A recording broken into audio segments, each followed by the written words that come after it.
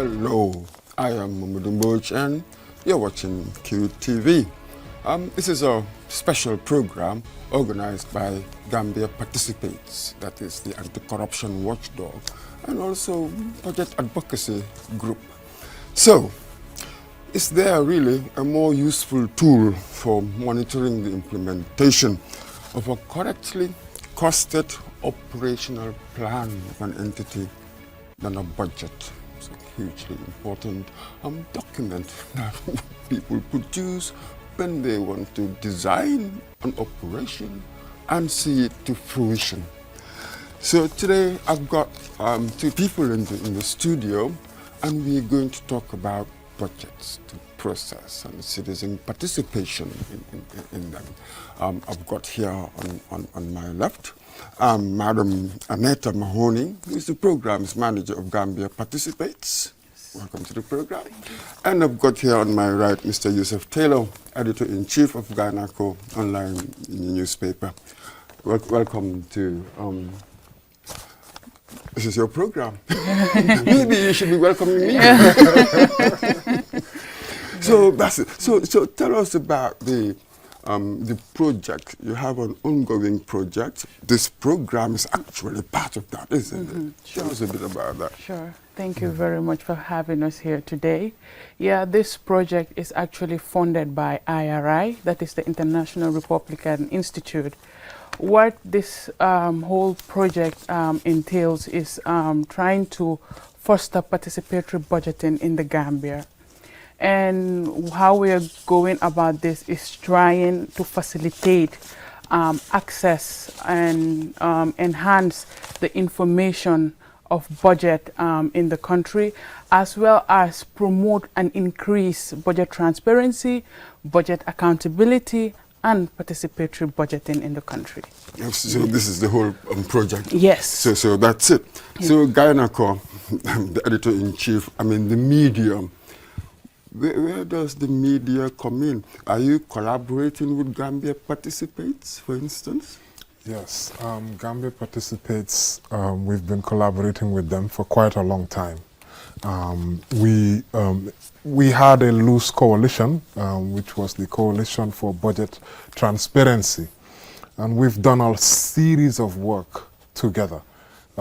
Even some of the recommendations that made their way into the Constitution, which got KO'd in Parliament, we came together as a coalition, that is those who are working on budget transparency, informing the public, and together with them and others, we developed this series of recommendations, and they've been adopted in the CRC Constitution. Whether they will get to Parliament and eventually pass, we are waiting to see. But this is just an example of some of the work which we've done. Besides that, we are always meeting each other in Parliament, because they send a number of their some of their people to Parliament, and we often share information. We work together quite a bit. Yes. Quite a bit. Yes. So that's it. Now perhaps we should go into what the current process is like. How participatory is it, as it were? Because when you look at, for instance, the open budget survey, we score quite poorly there, don't we? Yes. So how do you see it in your experience? How do you? Yeah, looking at it, because even with the OBS, that is the Open Budget Survey, there has been little or no change between the years that it has been conducted. I think that we scored 9, and it still remained the same. Out of 100, man. Exactly, exactly. Yes. So you realize that there is still a long way to go in terms of participatory budgeting.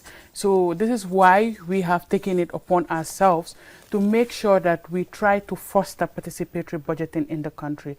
And so far we have been able to engage 4 parliamentarians, that is for Bakau, Latrikunda, Banjul Central, and as well as Serekunda West, to have them have a dialogue on the 2022 budget with their different people.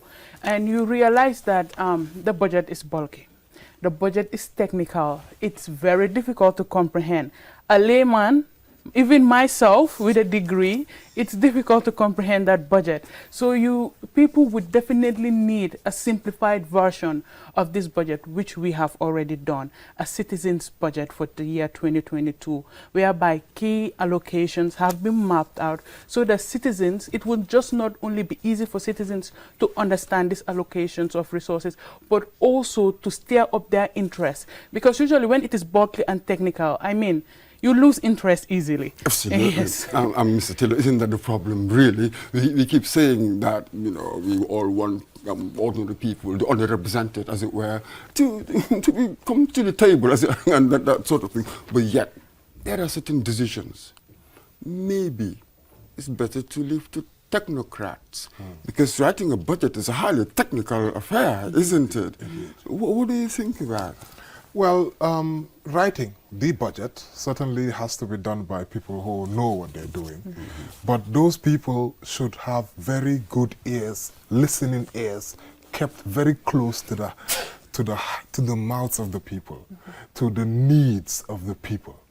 And that is where you end up getting a budget which will cater to the needs of the public. Also, if you look at a budget, it's supposed to be on a yearly basis. The government comes and they get a 5-year plan. Yes, the NDP. Yes, and this is what they promise and sell to the public. The budget is simply that 5-year plan every year, pieced into 1-year intervals. So one should expect that the budget should already relatively be thereabouts, and address the people's needs. But the process But it depends, doesn't it? You have some budgets, I understand, that are more detailed, and then others that just give you policy formulations and more abstract, more general. So maybe if you need to do the more detailed one, perhaps. The more detailed one, exactly. And that is where the needs of the people should be factored in. For example, maternal mortality is one of the NDP objectives. The government wants to reduce the deaths whilst birth. And that's in the NDP. And that's something which features into the budget.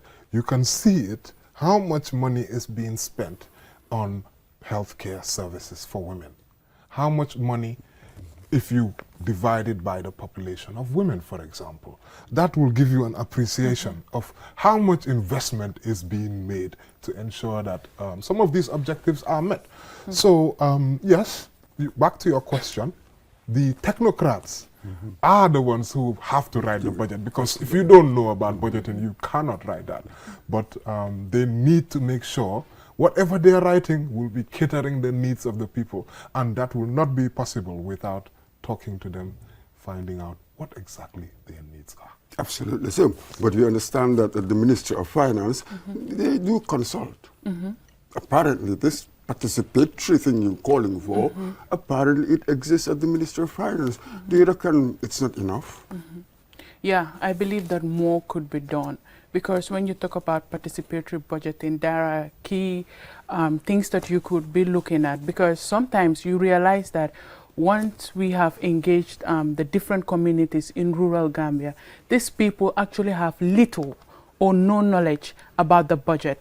It is, you know, it is funny that you would be in a country and don't know that there is something called a budget. So this clearly is an indicator that the Ministry of Finance have a long way to go in fostering participatory budgeting and increasing participatory budgeting in the country.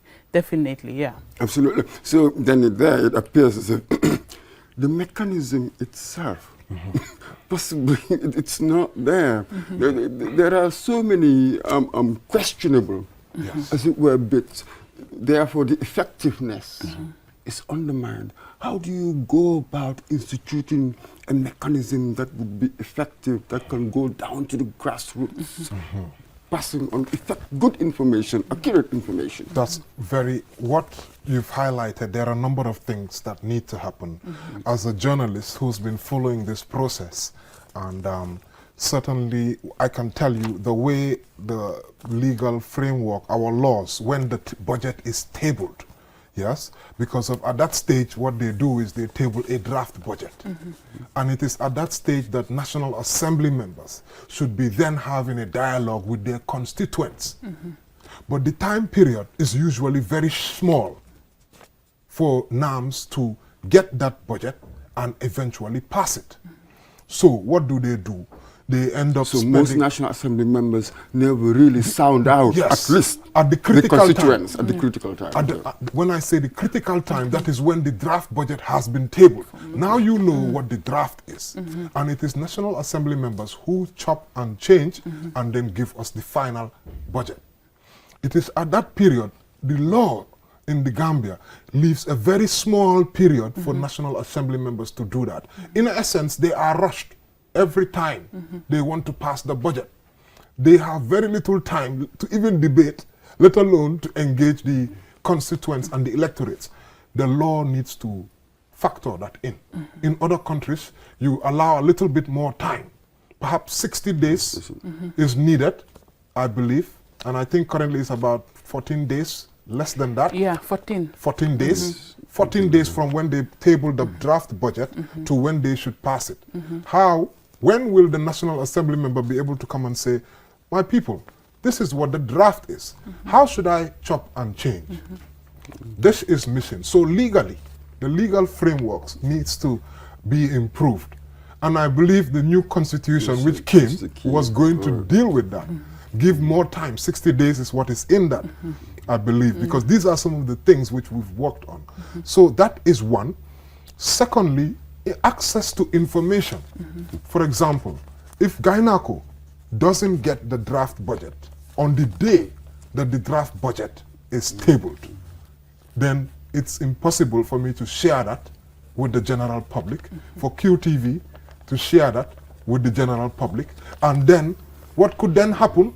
The public could engage their National Assembly members, send a text message, give them a phone call. Honorable, this is what I've seen in the budget, and this is what I want them to do. And that way, the MP would be, how many people? 100 people? Okay, put them all in a list. Analyze that. This is what the people want. This is what I am going to represent. So these things are missing. One, they need to provide the information to the media at a timely moment. Two, the legal framework needs to be expanded. The period that they have from drafting to passing needs to be expanded to cater for more rigorous debate in Parliament and for more engagement with the electorates. But now don't we have freedom of information? It's a freedom of information. So this is the key. You see, the sort of acts, what you enact, and then the reality of how you are. Exactly. You ask a very important question, and people always ask me this, and I hope that you could also please take note of this and perhaps educate the listeners, the viewers. Access to information is an act which has been passed. The act is calling for a commission to be enacted to actually carry out those functions. At the moment, we are waiting for the ministry and the government to set up that commission so that access to information will actually be operationalized. At the moment, it is only in a document like you have as an act which has been passed, but it is not operational at the moment. And hopefully, if the executive does that, and to be honest, I have to congratulate them for passing that, because that is very, very key. And they did that, we really appreciate. And now they need to move on to the next stage, enacting this commission, which is appointing the people who will actually make sure that the law is being implemented. Absolutely. There you've also mentioned the executive, which I want to move to. They're, of course, at the approval stage in the legislature.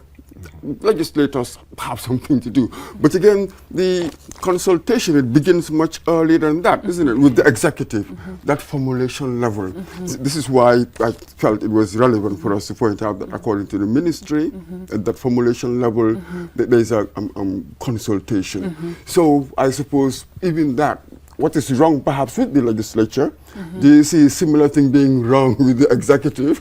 Yeah, sure, because I mean, as ministries, I guess they actually do do their drafting and submission to the Ministry of Finance as to what are the priorities. A budget definitely needs to reflect the needs of the people. You cannot sit and assume that a certain region, the priority there would be boreholes, when actually their own priority need is a road that takes them to the hospital. You know, it's often at times you realize that these ministries hardly have consultations with people from the grassroots levels. This is not just you trying to pick out who to engage. This is something that should reflect the need of everyone across the country. So ministries need to step up by going to the remotest areas in this country and figure out exactly what are we have needs, and our needs are like too many, but they have priorities as well. So ministries need to step up on that and not just sit and assume of what are the priority needs of people. Yes. Absolutely. But here, Yusuf and you, Aneta, perhaps when you go to any community, I mean, they might be small, but they are not monolithic. There are so many different voices. So how do you balance all these different interests? So in the end, it appears that no matter what you do, somebody would be aggrieved, somebody wouldn't like it. How do you deal with that? You know, it's going to bring in this idea of that participatory nature. So in the end, the executive will have to take executive decisions. Definitely. Some people wouldn't like. Yes. With limited resources, the Gambia, this is what our leaders keep saying. I don't think we have limited resources. I just think the way we manage them is poor. But obviously, with the current situation and the finances which we have, you will not be able to make everybody happy. But one thing you can do is to consensus, to get the consensus of all the general public, at least within your constituents or electorates. You can tabulate it. And from that, you can see the repetitions. Yes. How many times has this priority been repeated or manifested itself? Yes, exactly. And that will give you an idea. Okay, well, if this has repeated 10 times and this one has repeated 8 times, it's clear where the priorities lie. And then this is where the government would sort of have to say, okay, well, we think that from our assessment and talking to the people and tabulating their concerns, you see, that's the basis of your analysis. That forms the basis. We've seen that the priority is this. More people are saying that they want to go for this, or they want us to address this concern. This year, you address that. You don't expect that same need. If you say that you've addressed that, and then that same need is coming up the next year, then there's a problem somewhere. But this is the plan, that they hope that the next year, that would have been addressed. Then the second priority now could be addressed in the following year. And in doing that, that's why I came back to the 5-year plan, the NDP, and the different priorities. In doing that, you will, by the time you get to the end of your NDP year, you would have achieved most of the objectives. At least, even if it is 75%, 80% achievement from the government, one would say, well done. This 25%, how could we make sure that next time we score a little bit better? And I think perhaps that's the logical way forward. Yes, but I wonder, what are the most formidable barriers? It appears as if a lot of people know sort of what is wrong, and I think we've got people who have ideas of what to do. What are some of these bottlenecks that keep us sort of almost going round in circles? We've been talking about like this for a very long time, haven't we? But somehow we seem incapable of making that forward stride, that leap, or it's a very short steps. We're making short steps. How do you see it? Yeah, I think that we need more hands on deck. You look at people that are actually supporting and promoting physical transparency in this country, very limited, you know, and this is one major thing that I believe civil societies should take up on. I mean, apart from the constitution, there's the second most important document should be the budget.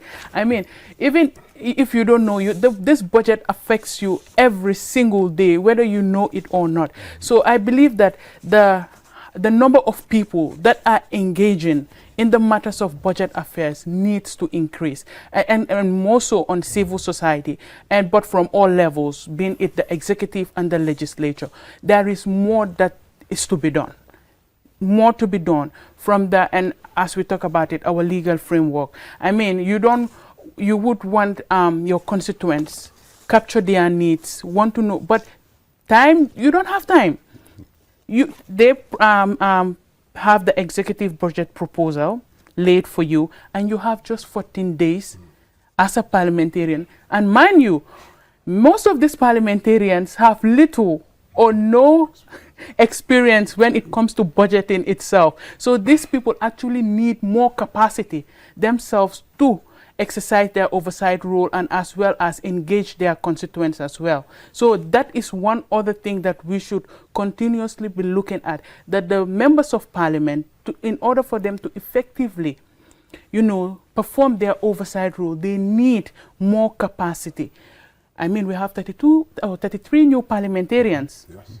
These people have little or no experience when it comes to budgeting. They definitely need it right now more than ever. That's it. Yes. So here, I suppose the media will have to come in. How do you influence? What would be sort of an effective strategy, really, to influence sort of the course of events on this? The media is one example. We could be having polls. There is no reason why we are not having polls around when the budget comes in. What is the public's, what is your priority? We could put something up, for example, on Gainaco Facebook social media page, put up a poll, highlight that this is how much government in the draft spending in the top 10 priorities. What do you make of it? And then we could that way create a feedback mechanism. On Gainaco, we have what we call the Gambia Parliamentary Newsletter. We're about to issue some more editions. And in that, we have what we call a feedback mechanism.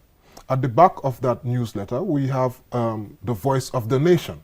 And we've featured Gambia Participates in our parliamentary newsletter. We want to feature civil society voices, the voice of businesses, the likes of GCCI. What do they think about the budget?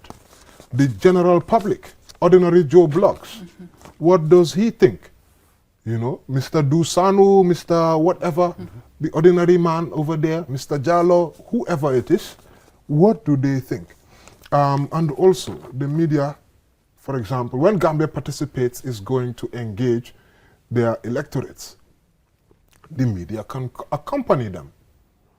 When Gambia Participates going with the National Assembly members, and they've done about 4 or so, when they're going there, the media could come in, capture those concerns, remind them. One thing we do very well at Gainaco is we are very good at reminding people. And that needs to be done at the very right time. Yes, so there's a lot to do about budgeting. Budgeting is one of the reasons why our football players are having to play elsewhere. Was the stadium budgeted for appropriately so that we could have the right facilities, that we will not be banned and our boys could be playing in this country? We have a publication coming up on that. So these are the kind of things which I believe once we hone in and zero in and try to, learn some of those lessons, make sure that we capture as we go along and also remind the leaders. Oh, remember, Mr. National Assembly member, you came to a budget consultation with your electorates, with Gambia Participates, and this is what they said that they wanted you to feature in the budget. And that's the role of the media and civil society as well. That's it. But sometimes certain contingencies just creep up. We will come to that. First, to you, Ms. Mahoney. Every year now we listen to the budgets. Let's just take maybe the last year or two. I wonder whether certain patterns have emerged? In general terms, I do hear some people say, all right, that, oh, we're spending too much in the president's office or the vice president's office, or we're just spending 2.4% on education or stuff like that. So have you seen a pattern that's emerging? Should we be spending more in the areas that we do? What do you think we can adjust? Yeah, you look at the budget and you realize that almost 80% of it is going to recurrent expenditures, the salaries, the per diems. I mean, and you realize that only 15% is going to development. So people would tend to ask, why aren't we seeing development in the country?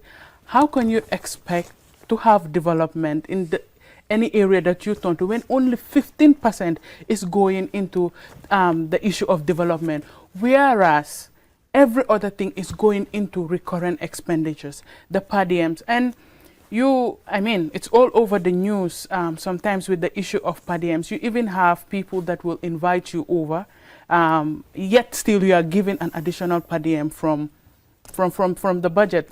And you realize that at the end of the day, it's the way that it is allocated. And I don't tend to blame anyone sometimes, but I would look at our National Assembly members again. Because when a budget is tabled in front of you, you do the cut-ins and you say that, oh, we don't need this much for, and I believe that that should reflect on what you have heard from your people. So if the reflection of the people is not seen in that budget, then there's definitely something wrong, or there's definitely something lacking, because you cannot have an executive budget proposal and you as a National Assembly member doing the cut-ins is from your own free will and not what your people have told you. And now you see people starting to complain. Then definitely you will know that that budget is definitely not reflecting the needs and priorities of the people, because they are telling you that what we have asked for should have been in this, but yet it is in another sector. We don't need it. We need it somewhere else. So you would know that our National Assembly members need to step up and start taking seriously what the people have tend to prioritize for themselves. Absolutely. But here, I'll be slightly provocative. Because what are you going to have? I mean, when it comes to budgeting, they call it budget politics. You have all these competing priorities and actors, all the rest of it. I mean, getting the sort of consensus perhaps we want, it's almost impossible. So in a sooner or later, government or the agency, whoever, sooner or later you have to decide that this is what we do. So to the question I asked Anita earlier, how do you see it? What we have prioritized and where we are spending or where we are underspending? And the like. You see, the budget, I think we're talking now about the execution of the budget. The implementation, isn't it? Exactly, that's where the problem is. Exactly, that's where the problem is.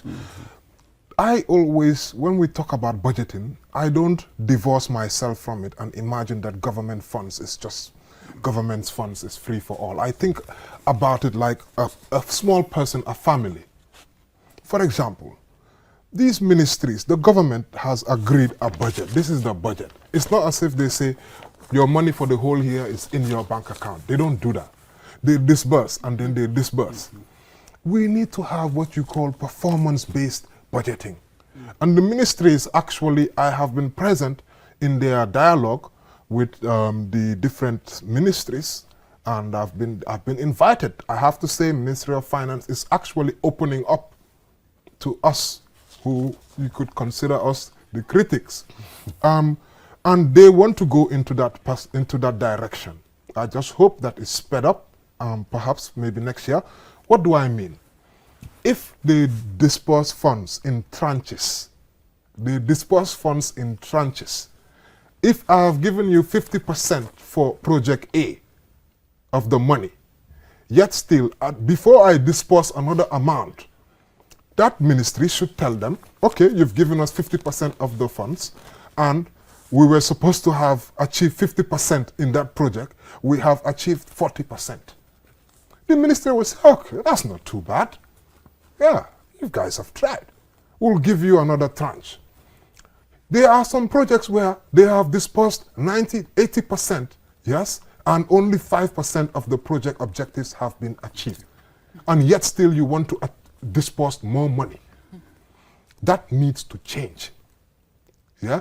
We need to move from just, oh, you've been allocated this money, just keep asking, we'll give you no matter what. No. Before we give you the first tranche, before we give you the second tranche, prove to us that you have been used that money diligently. Performance-based budgeting. And then, secondly, the Ministry of Finance, on this part, I'm going to comment to them, they need to be, on a monthly basis, issuing the expenditures. Because of expenditures and revenue, so that people can track the performance of the government, how they are spending their money, what has been spent, what has been generated.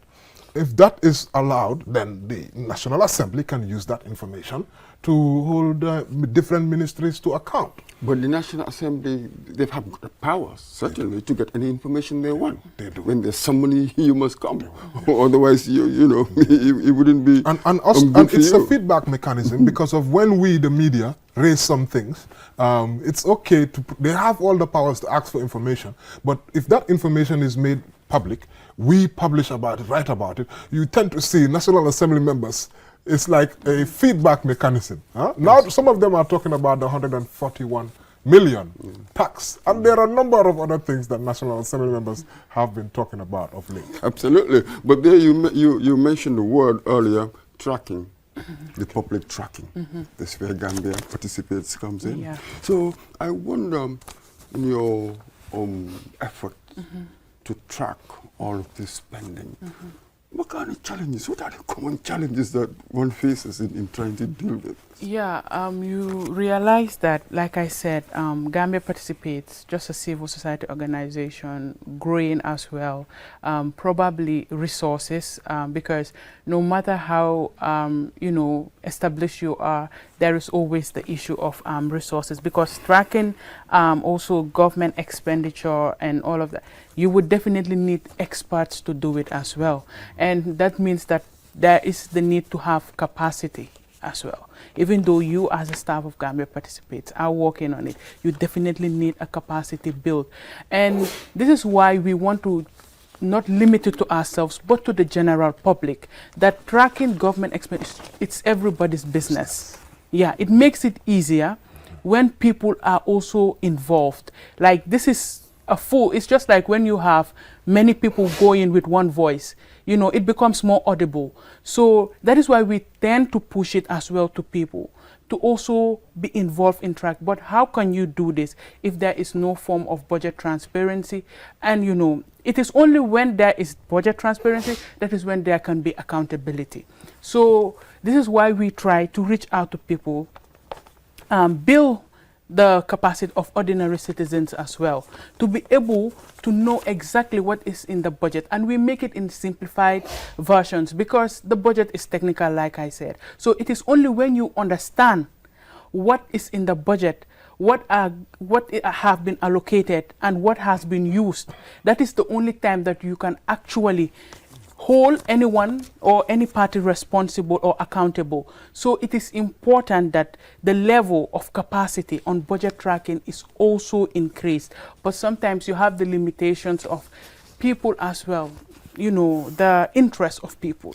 You need to stir it up as well. And you have the issue of human resource as well, and also resources when it comes to funding and all. So these are the few, and sometimes you also, I mean, the Ministry of Finance have been trying, really, they are definitely opening up, so as it is with even the parliamentarians. But I believe that they can go a step further when it comes to, you know, publishing, but timely and accurate information and comprehensive, because it's not just about publishing this information, is about doing it at the right time and let it be comprehensive and accurate as well. Absolutely. And that's it. Okay. So I just wanted to add something very quickly to say, you know, my grandfather, God bless his soul, John Sarr, used to say, common sense is not common. Gambia participates right now, has an agreement with QTV to do this program. if QTV doesn't deliver in the first program, the second program will not come along. At all. So these are the common sense measures. That's why I say let's not divorce government from us. Yeah. We are the government. We need to look at it. How would we treat our funds?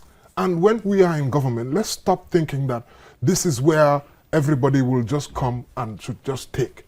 No.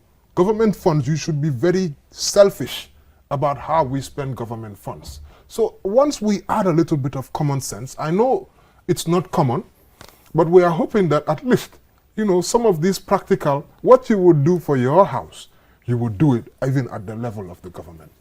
Absolutely, which makes you wonder, then why do they call it common sense? Well, it's so rare. Anyway, public participation here. Let's be honest with ourselves. You've got, yes, dedicated few. Absolutely making a lot of noise. But when you look out there, it seems that the way that individuals, how we see public space, how we see public office, there is no sense that I own it or we own it. Do you get that? Even with litter, I'll just take anything and just throw it out of my car, the window. Let anybody dare ask me why. This is affair. It's quite extraordinary. So how do you deal with this? This is a reality here that all reformers must face, potential reformers must face. You're dealing with a society that's conventional in certain ways. They have certain habits that are not quite functional, as it were, to the revolution. How do you deal with this? And you have to confront this because of what you do. You are an advocacy group. How do you deal with this? Yeah. I mean, it's not easy. Yeah, it's not easy. So that is why reaching out and doing it in, like I said, simplified version, making people understand. And it is not only in English. You could go deep down with the local languages as well. I think this is something that we have also or are doing when it comes to, you know, enhancing participatory budgeting in the country. When you have the budget simplified in a simplified version, you have it translated in local languages. This is one way of stirring up as well. Not all of us can speak English. Even us that can speak English have our gaps in understanding exactly some things that are stated in that budget. But once we have the budget simplified, it is also translated, maybe at least make it a little bit more exciting as in a form of animation videos. This can easily capture people as well, and also develop infographics, set up billboards. These are all ways of trying to get people as well. I mean, with this even TV program, radio talk shows, going out there to meet out with people. It is never easy, you know. The most difficult thing, I think, with human beings is trying to change the mindset of individuals. So you just have to continuously do it. You cannot give up, because sometimes you try so hard and you realize little or no outcome, and you are like, you know, what's the use of doing this? But I mean, you cannot always just sit on that belief when you want to achieve something. But you realize that people are actually, you know, it's changing. The mindsets are actually changing. A few years back, you were going to be told that people would be interested, because we see it on social media. We see the feedbacks that we get and comments from people. You do realize that people now have taken it upon themselves, you know, the interest of people as to that there is more to be done, definitely, because you know, most people would think that this is a government matter. Why should I be involved? But it is up to us, you know, civil societies as well, to go down to the people and tell them that, do you know that this budget that we are talking about is not just about government? Everything that you do, any day that you wake up and, you know, see another day, just know that this budget is affecting you somehow. You know, you get to know that people understand or don't understand about the budget, but once you tell them, you do stir up their interest. So this is just a way that we have to keep it ongoing. It has to be a continuous process. I mean, Rome wasn't built in a day, so we have to continue. That's yes. it. And the problem with human beings is that you have to catch them early. Yes. So let's go back to the schools, catch yes. them early. Yes. So I wonder, Mr. Taylor Yusuf, is there unidentifiable, perhaps even quantifiable, I wouldn't know how that would look like, of what impact advocacy groups, what do you think has been the impact that we've been having on the public discourse? This sort of thing, have we been able to measure? What is your sense? Yes, that's something which is very, very important. Myself, I'm grappling with it because we are about to launch a business economy newsletter, and we are putting in procedures to be able to monitor both qualitatively and quantitatively. For example, you can put in there are ways to monitor whether you are having impact. You can do surveys. You know, you could have an online survey which would quantify, for example, at the start of the project, this is what their understanding is of the budget and the economy. And after a few editions, which we've published on for the economy newsletter, we would run another survey again to then see, qualitatively, the understanding of the public, has it increased? Has there been an improvement? That's one way, qualitatively. Another way is quantitatively, how many people are you impacting on? And that you could do by, for example, when we come to QTV, we know, for example, QTV has an idea of how many people at least that they reach out to. That will give you an idea. On the internet, you can see how many people have watched. Quantitatively, you could do that. You know this is how much people we are getting our message which is different from the qualitative. Qualitatively, so you need both. Absolutely. You need both of them to be able to assess how much of an impact are our programs having. And certainly, I think we should challenge ourselves to constantly do that, or else we will not be able to know whether we are making a positive impact or a negative impact. On the attitude change, I am very aware that there is from this curriculum, school level, the ministry, MOPSI, was collaborating with Open Society Platform The Gambia, who was on a coalition, and I believe Gambia Participates was part of this coalition, where they are having an anti-corruption school cups. So catch them young. Let them understand what is corruption. Let them know how, from a patriotic perspective, the other things like throwing trash, all of these things should be incorporated in our curriculum. You know? I don't even reach for the nation, just sense of honor. Exactly. Individual sense of honor. I need not invoke patriotism, just a human being. That sort of thing. And even the parents too. Absolutely. They have a huge role to play in this. That's certainly. Yeah. So now, I'm looking forward. Of course, any roadmap will have to be flexible because it adapts to new situations. I wonder, is litigation going to be one of the key tools we have? Because you did one with the National Assembly, with that loan, illegal loan. I wonder, now to project ourselves, what would advocacy, what we do, what's the future? How do you see it? Would we get more litigation? The participatory bit? Yeah, I do see it happening. Right. I do see it happening because sometimes all it takes is for one person to start it, and you will have people trying it as well. I mean, it happened with Gambia Participates twice, both on the attestation case and as well as the 54.4 million loan scheme. So, and it is that's a milestone right there, because you have for the first time the decision of the National Assembly being overturned. So definitely I see it happening. So it's just a matter of not giving up and continuously doing it, because once you do it, and sometimes the issue is you want to do it and you fail at the beginning and you just give up. So for me, I do believe that with the whole issue of litigations, we are going to see more coming up. Definitely. Absolutely. Yeah. So, absolutely, that major, that watershed, as it were. So, is it a plus for the government? Yeah, definitely.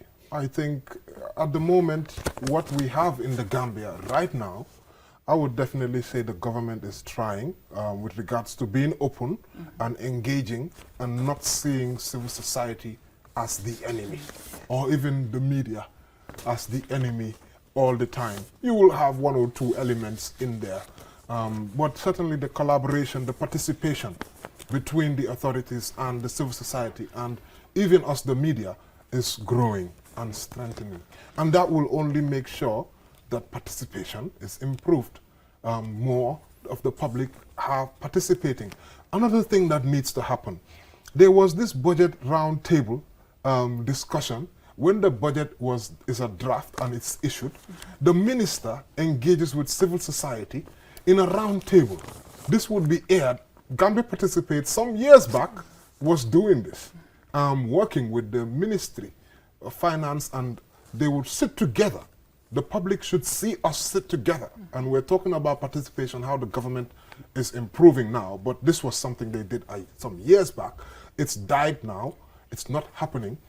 When the public see that, when that is aired on the news, it's aired on the papers, it goes on the radios, public interest is increased. So these are all ways, and it's important, the time, because of there's only 14 days for these people from the day that the draft budget is put on that National Assembly until it is passed. So if you wait till 1 week and then you have the budget round table and there's only 1 week left to go, by the time the public analyze this very heavy document, absolutely, the week is gone. Yes, you certainly need more time than that. So that's something that one needs to work on now. I think we've got a minute or so. What would be your final word? Just to encourage citizens that they should not even wait for Gambia Participates to develop interest in the budget. It should be an ownership, because the budget, like I said, affects you every single day. So it is up to them to take ownership. Now that the government is trying when it comes to budget transparency, although there are still gaps that needs improvement, but with the whole increase, in budget transparency, we should take advantage of it and at least try to understand the budget more. And also, with understanding the budget more, we can hold the different parties responsible, accountable. I mean, the public resources that they are using is at the end of the day to prioritize the needs of the people. So we need to look at what has been allocated to where and how has these public resources, how are they being used? So it is up to us as citizens of the country to make sure that we look at the budget closely, stir up our interests, and try to hold each and every party responsible, accountable. We'll end it there, in a perfect place where to end it. Thank you very much, my guest. I'm Aneta Mahoney, Programs Manager, Gambia Participates, and Mr. Yusuf Taylor, Editor-in-Chief of Guyana Online newspaper. And from QTV, from me, Mudumboch Fatah.